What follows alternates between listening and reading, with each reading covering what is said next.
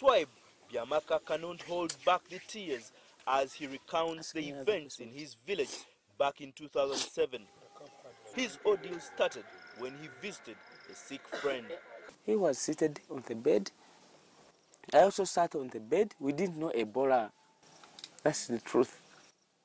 So I picked 3,000 from my pocket.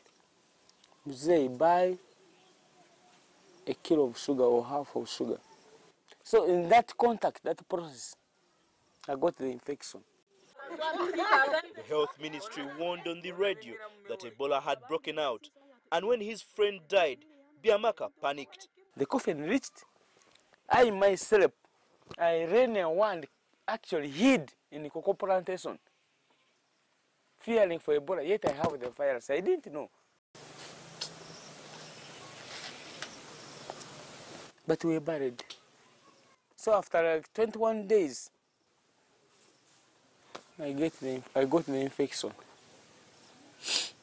The 35-year-old won his fight for life, but he lost his wife. She was scared of him. His friends also shunned him. Now he has just a handful of family members and his son for comfort. Out of the many victims that managed to make it to this screening area at Bundibugyo's main hospital, 37 people succumbed to the Ebola virus. Some of them medical personnel.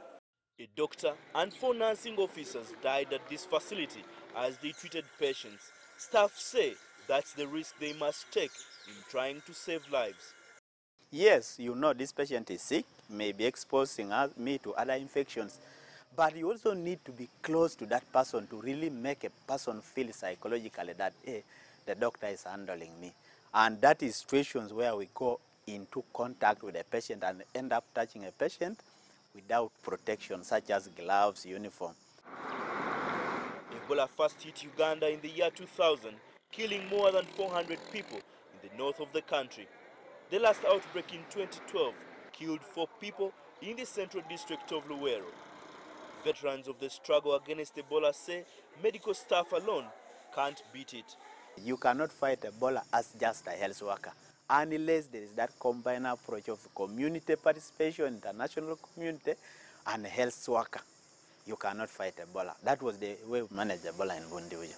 There is no vaccine or cure for Ebola.